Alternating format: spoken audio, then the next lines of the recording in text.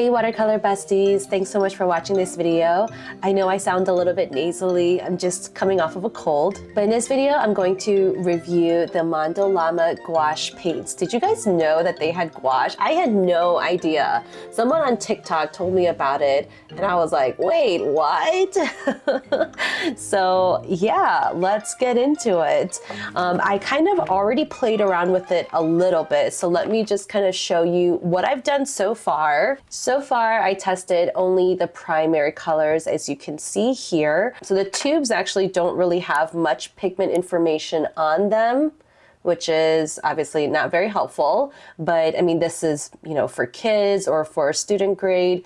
I mean, this is for, this is not for professional artists, so I don't think all that information really matters, but it still would have been nice.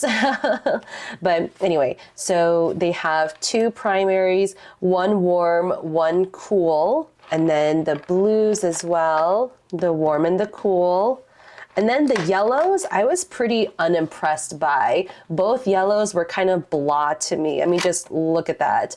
Like, this is basically yellow ochre. Like, I don't even consider that. To me, it's more of an earth color rather than a yellow. And then if they were gonna give me something as blah as that, I wish that this yellow, instead of this like marigold mustard color, I wish it was more of a lemon yellow. So like a more cool yellow, you know what I mean? So anyway, so I thought that it was gonna be more like this bright yellowy color, but it was not. It was more of this mustard color. I mean, I kind of like this bright yellow, color here, but I don't want to water it down so much.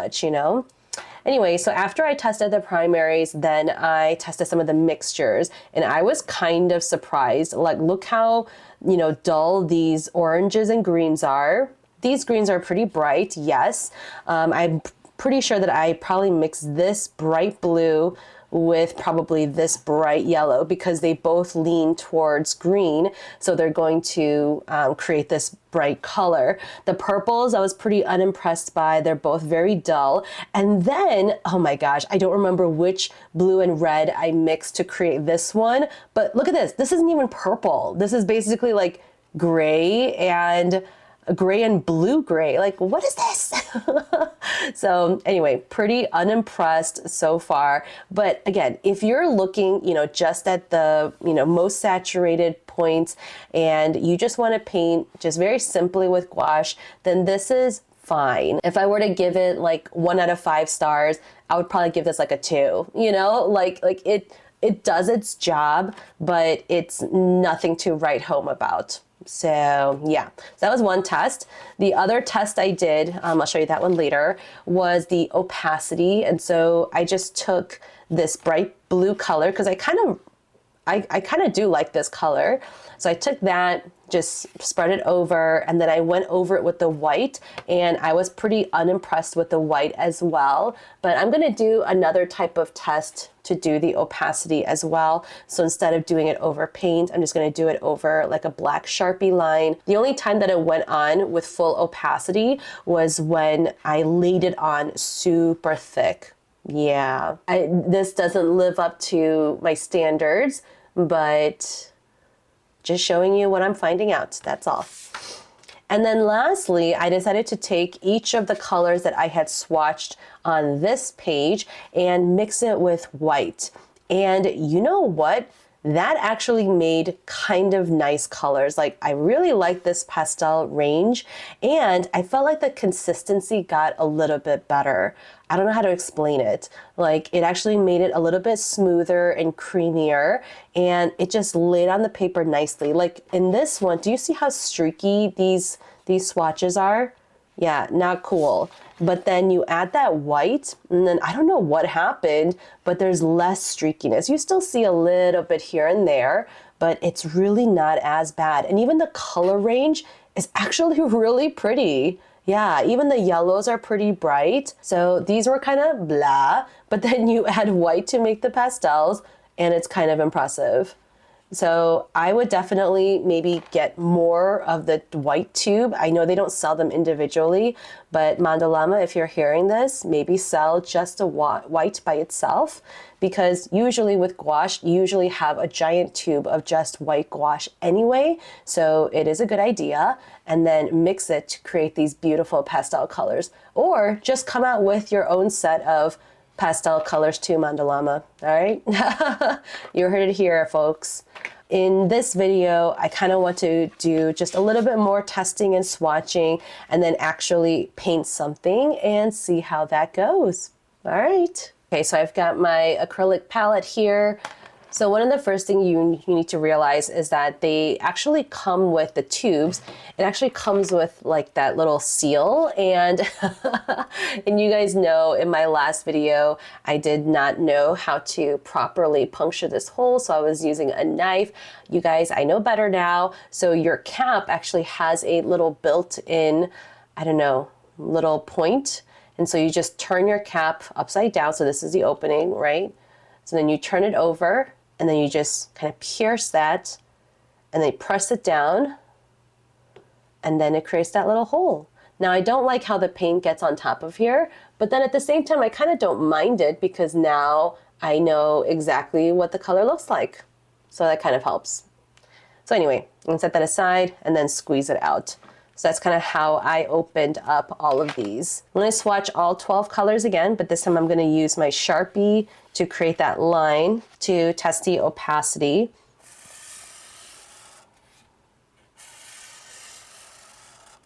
I know some people use like acrylic paint, acrylic gouache. It really doesn't matter, as long as it's, you know, jet black and waterproof. That is very important. You don't want to use black gouache, obviously, because that is resoluble. So only use a waterproof thing. Don't like the smell of Sharpies.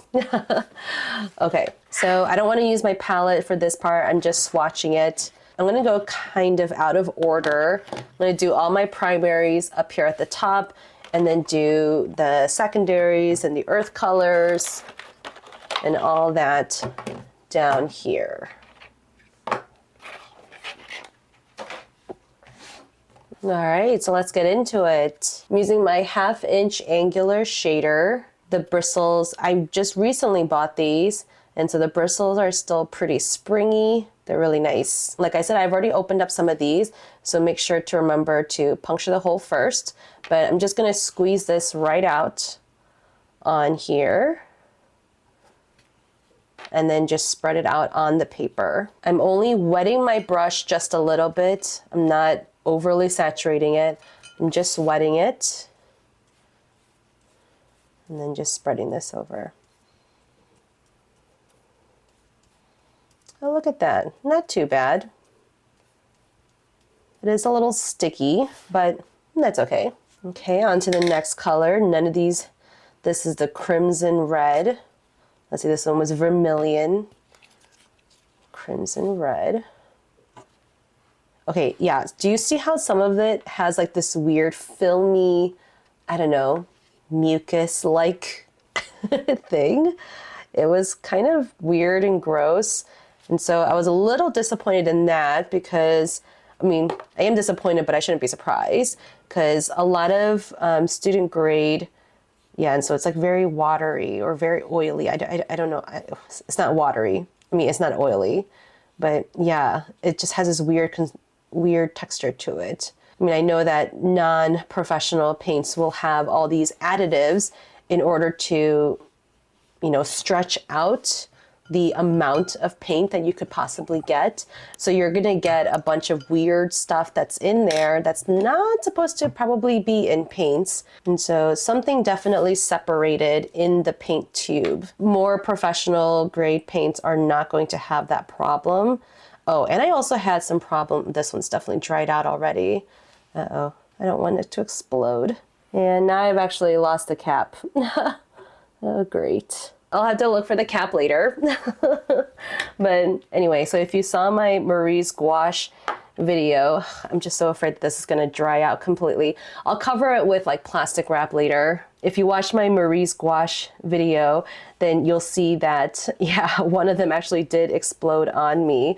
I mean, that was because I also punctured it probably the wrong way. Okay, this one actually has some pretty good, you know, it's pretty opaque.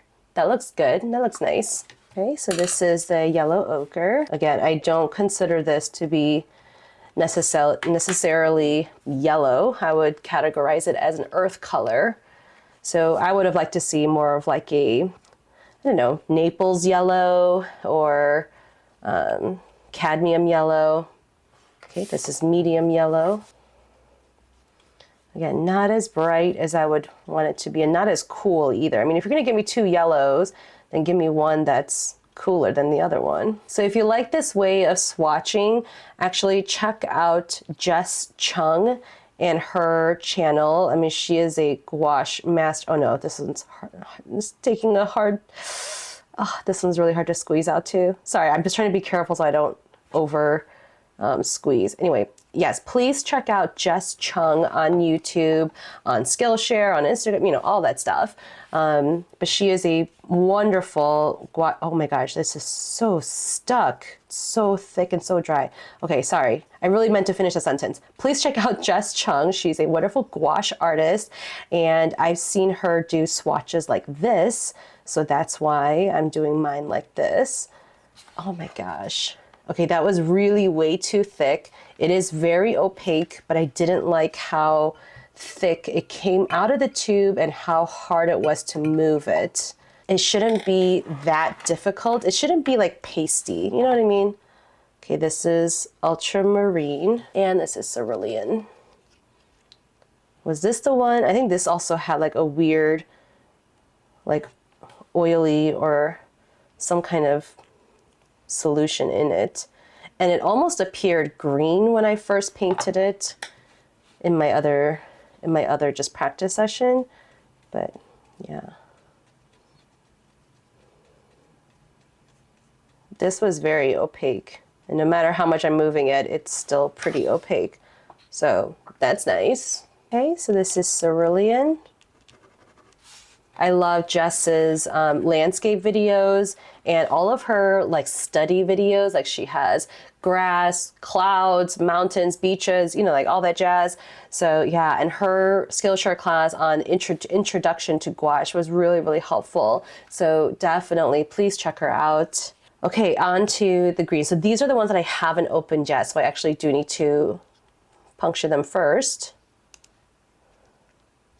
Now, Viridian is one of my least favorite colors. Whew, that is thick, very thick.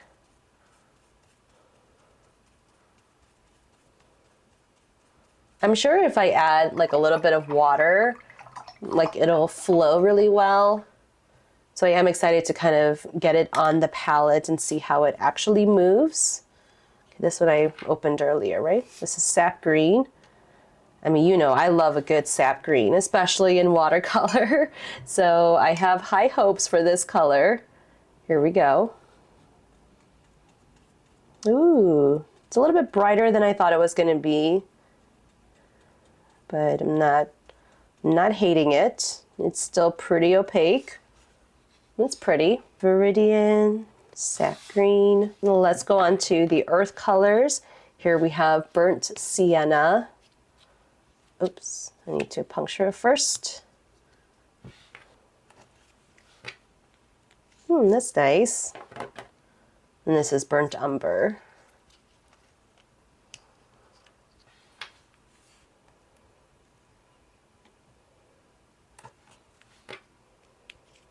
Wow, that sap green is like really on my brush. It's being very stubborn. I almost feel like I have to wash it maybe like completely before I move on. It is very, very stubborn. Okay, I think I finally washed it off.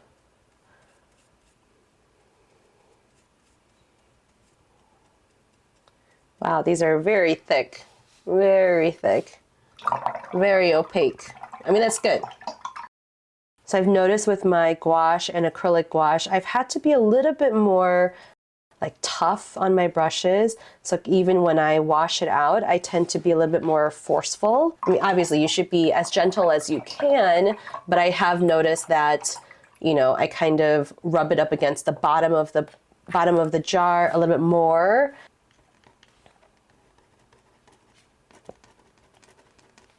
Yeah, so all the more reason to get brushes that have a little bit more spring in it, a little bit more like bounce. Like definitely don't use like real animal hair brushes. Those are going to be way too absorbent. It's going to hold way too much water and it's not going to actually move or push the paint as much as you would like it to. Really use synthetic hairs and then maybe even use brushes that can be simultaneously used for acrylics because then it will move a little bit more. The bristles will be a little bit stiffer. That's just one thing I've noticed. And so I realized that these brushes are better for my gouache and probably my acrylic gouache. So even though I have previously said you can use the same brushes, and not that I'm going back on that, I think I just like to refine my answer, you know? There's the white. It's fairly opaque. You know, it could be better, right? It could be better, but it's fairly opaque. I've also realized that with gouache and acrylic gouache, I wash out my brush a lot more, a lot more. And so I actually have 3 jars on my table right now.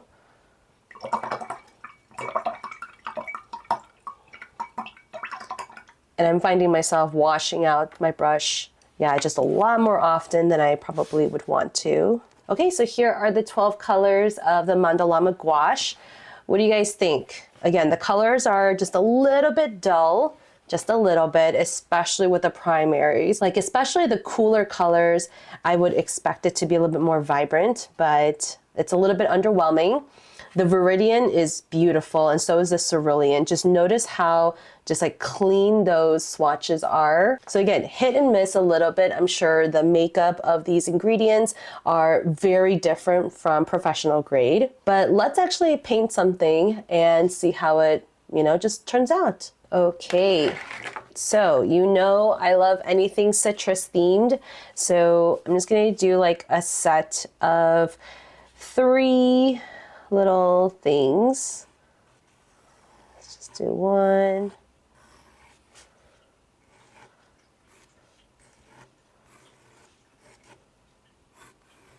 2.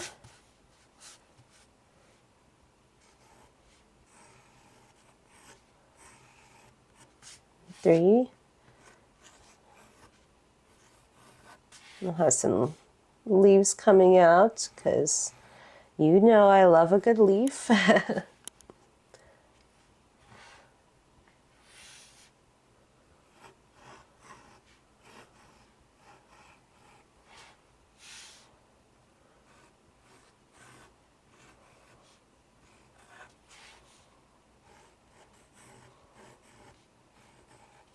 Let's just keep it simple like that. I'm gonna do the background. I want like a light blue. Let's look at this and let's look at the pastel colors that I made. So, this was definitely the ultramarine blue and the white. Yeah, let's see how they turn out. And as you know with gouache, you really only need just a little bit.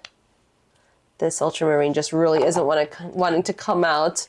I might have to like squeeze a whole bunch of it. So I think the hard part about student grade stuff, and look how like small this is only 12 milliliters, right? So I think the hard part about using cheaper brands is that you end up actually using a lot more of it than you need to. You know what I mean? And so you end up wasting a lot more because you might not get the results that you want or the color that you want. This is really thick, like look at that. I'm gonna add just the tiniest amount of water, like just a tiny bit, just to make sure that it's flowing nicely. I mean, I want the right consistency, right? So I'm just gonna start painting the background. And I'm not too worried about the background being like super perfect or or like precise.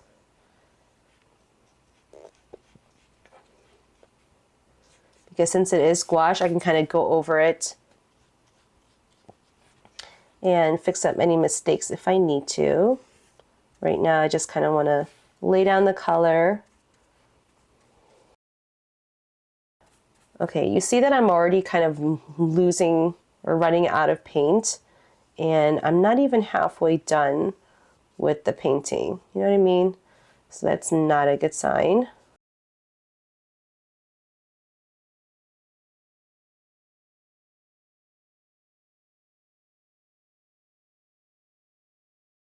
This is obviously a very rough painting of the background.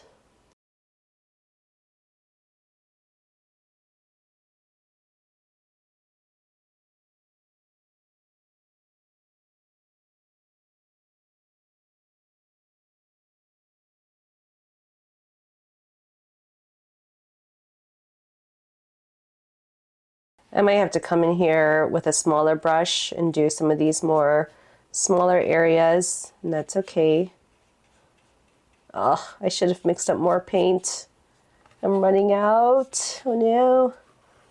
I know there's some on my brush, so I'm just trying to squeeze it out as well.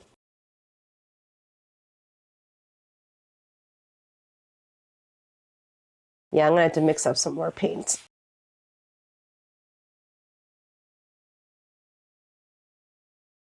Okay, yeah, I didn't get through all of it. So the only downside to having to mix up more paint is that you might not get the same color as you had before. You know what I mean? So I'm gonna try my darndest, but there's no guarantee. And look how much I'm squeezing out again. Oh, this is pretty close. Pretty close. I'm just trying to work a little bit faster so that I can quickly put this paint down. Ugh, it's not the right color. That's okay, it's okay. This is just practice.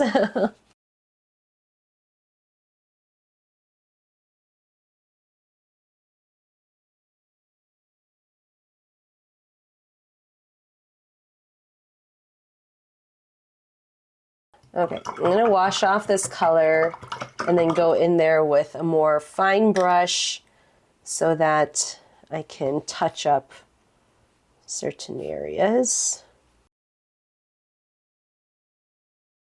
So even with this smaller brush, I'm having a hard time, like maybe because the paint feels really sticky, I'm having a hard time just kind of like moving the paint, if you know what I mean.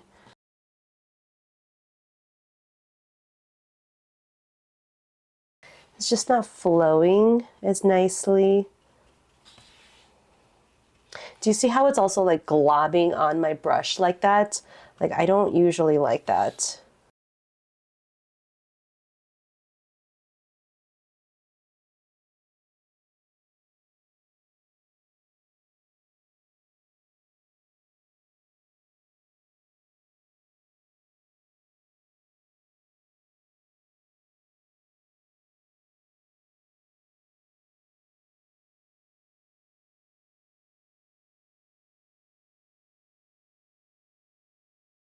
Well, and now that I also have like two different blues in my background, it just looks a little awkward.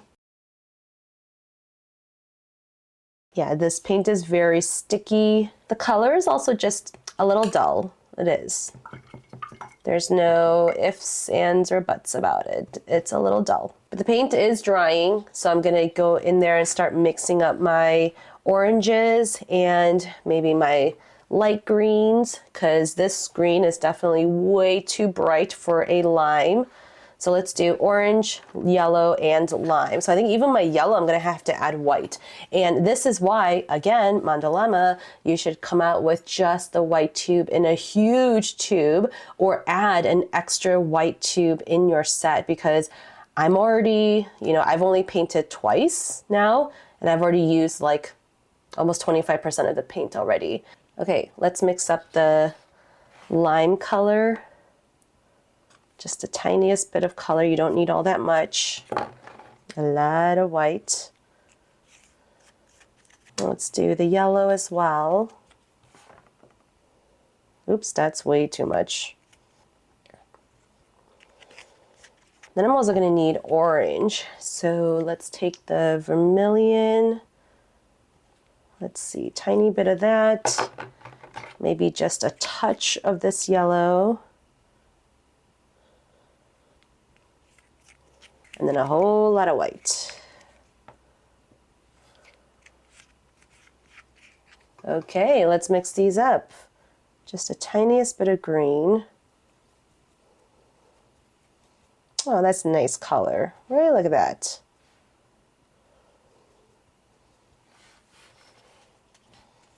It's a bright green color. Very nice. Like a really pretty, like pastel green color. My colors are going to be so off in this painting. Like, it's not even funny. It's going to be so off. That's all right.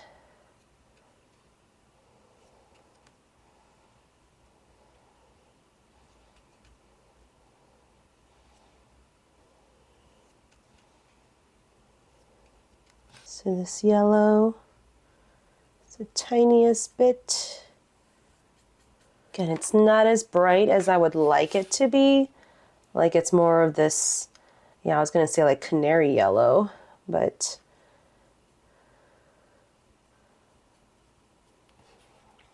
I could add some more of the yellow, I guess, and see how that looks. Oh, now it just looks more orange. See, I don't like that mustard color. That's what I mean. This isn't like lemon at all. I don't know what these fruits are, you guys. Oh well, that's okay. Okay, let's do our orange. Oh no, this is like a coral color. Oh gosh. Oh no. Okay, I'm gonna try to add some of this yellow ochre and see if it does anything. Oh no, is it like completely dried up? Shoot. Okay, there it is. There's some. Bring some of this yellow in here. Oh no, I am not getting an orange color, am I? Okay, now I'm getting this like nude peach color. Okay, am I just really bad with color theory, or I don't understand what's happening? Okay, I'm just gonna live with it. Oh well, these are just pastel versions of the citrus fruits. Let's just leave it at that, huh?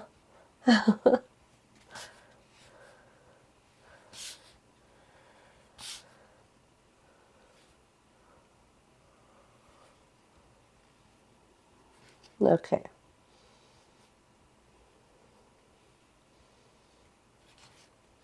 I think maybe it's because I added too much of the white. And so what this white also does is that it also dulls the color because it probably has chalk ingredients. So it just kind of dulls it. It does make it less transparent, which is, you know, good. But then it also kind of dulls the color because they've added, yeah, probably chalky ingredients. So not the best. Okay, let me get this green. I'm going to add just a little bit of brown into it. Just the tiniest bit. Just so I can get like a slightly darker green. Ew, oh no. Ugh, mistake. Okay, just the tiniest bit. Okay, there we go. Redeemed. Because I wanted more of like a, yeah, like a true green kind of color. I like that. Now, is that what I'm going to see on the paper? We have yet to find out. Okay. Okay, it's not bad. It's not bad. It's actually layering okay. The layering property is decent. And when you add enough water to it, like I just did with this green, it actually flows really well. Those leaves are pretty nice.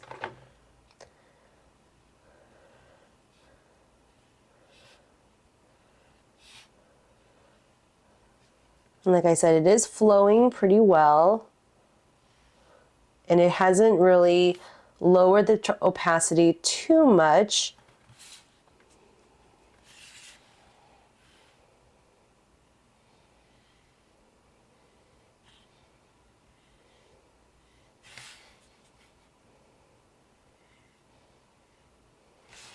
Okay, not too bad, not too bad. I'm just gonna add just a little bit of like shadow details so that it actually looks like a fruit. Just some little details.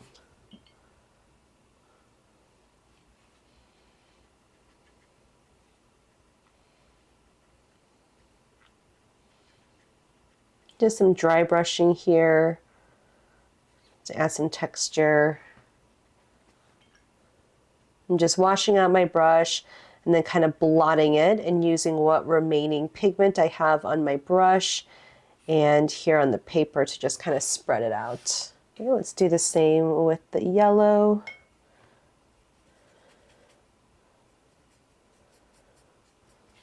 It's not really turning up.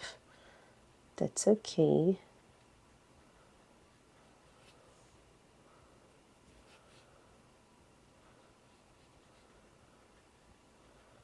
This one's not layering as well, but that's okay.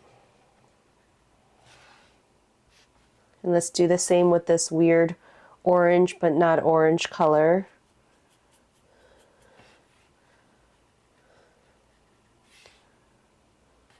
Okay, I can't get it to be any darker than this, so I'm actually going to have to use a little bit of this burnt sienna, I think, in order to, yeah, just get like a shadowy color. So I'm going to mix a little bit of that burnt sienna into this coral color so that I can get a darker shadow color. There we go.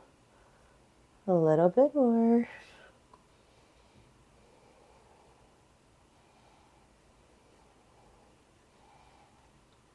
This isn't ideal, but it's working. Okay, all right. So you guys know my conclusion already. I'm not a huge fan of the Mondo Llama, but it serves its purpose in terms of, you know, quick study or if you just want to play. Just some cons are, yeah, the paint may start drying out pretty fast and I lost my cap, so I feel like this is just a goner now. I can try to save it by wrapping it with plastic wrap, but I'm not sure. Another con is that you don't have enough white paint. I've used like maybe almost 40% now. Like look how much I've squeezed out already. I mean, yes, I can use the rest of the paint here to paint some more, but yeah, and I've only painted like a couple of things. I painted that, which is the largest. I painted this, so that I had to use a little bit of white for all of these pastel colors, but I didn't use a lot. And then I did use the white for this, but that's really all I used the white for, and I'm already down 40%. Yeah, either get yourself another whole set of just the white or just don't paint with pastel colors. But that's kind of a shame because with gouache, you can create these beautiful pastel colors. Yeah, so that would be a shame. But anyway, and then just note that some of the colors are pretty dull. And when you add white, it doesn't actually brighten them, it actually dulls them. So that's another con. But again, if you're not that serious about gouache and you just want to play and just have fun, then this is fine, you know, this is fine. Like if you also don't care what color you end up with, you know, if you're just doing like paint by number kind of stuff, then maybe you don't really mind what color it is, you know? So yeah, it is a great price point for $10. I mean, it's less than $1 a tube, which is huge. It's definitely the cheapest out there, but with the lower price point, you get what you get. So thanks for joining my video. I hope it was helpful. I know that the Holbein gouache can be expensive. I know I'm gonna be a Holbein paints girl until, you know, forever. So nothing really compares to them. But again, I was asked to kind of review this from someone on TikTok. So I felt like, hey, let's at least try it out and do it for their sake. And so I did. And there you go. So let me know if you've seen these paints in Target and if you would try them out, or if after watching my video, you're like, man, no thanks. But yeah, let me know. Please give this video a like, subscribe to my channel, and maybe I'll do some more product reviews if you guys are interested. Thanks so much, and I'll see you next time.